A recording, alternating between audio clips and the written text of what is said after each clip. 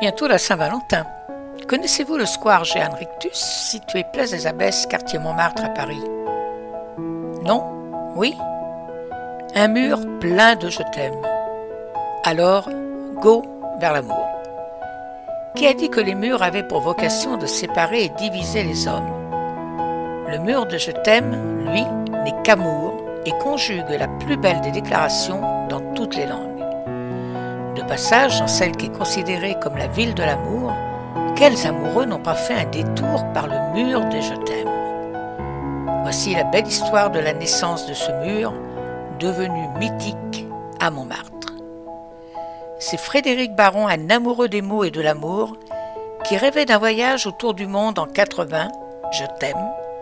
Pourtant, c'est dans son entourage et non dans ses voyages que ce dernier puise la source de son inspiration.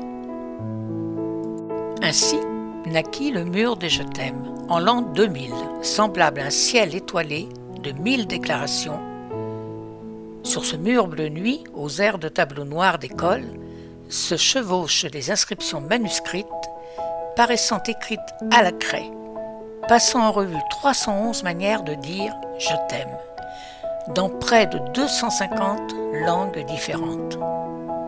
Composée de 612 carreaux de lave émaillés, cette fresque est parsemée d'éclats de couleur rouge, comparables à des morceaux de cœur qui, si on les rassemblait, ne formeraient qu'un.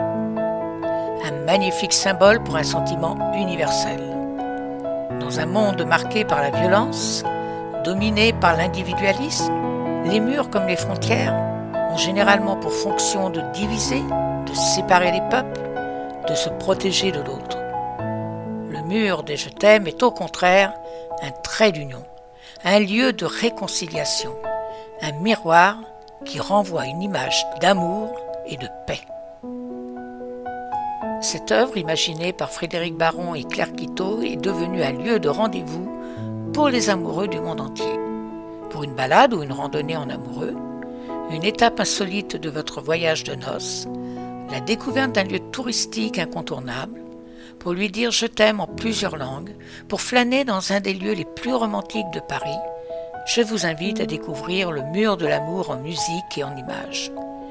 Quand vous ne connaissez pas une réponse, vous donnez votre langue au chat. Ici, c'est donner sa langue au mur, un acte d'amour. Quel écolier n'a pas gravé au canif sur son pupitre le prénom de son premier amour?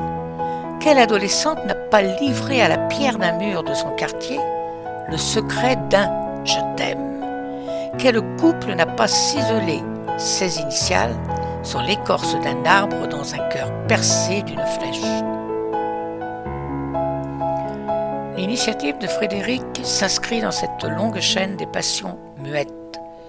Les amoureux ont leur jour de fête, la Saint-Valentin. Il est temps qu'ils aient aussi un point de rencontre, un espace où l'amour se conjugue dans toutes les langues, le mur des je t'aime. Venise a son pont des soupirs. Souhaitons que Paris, ville lumière, s'éclaire et continue de rayonner de ce joyau de mur. Pour votre information, le square des Abbesses rouvrira ses portes au printemps de cette année, suite à un projet d'aménagement.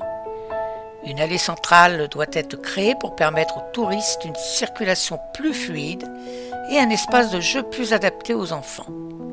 Un véritable îlot de fraîcheur. Venez nombreux découvrir l'amour et bonne Saint-Valentin.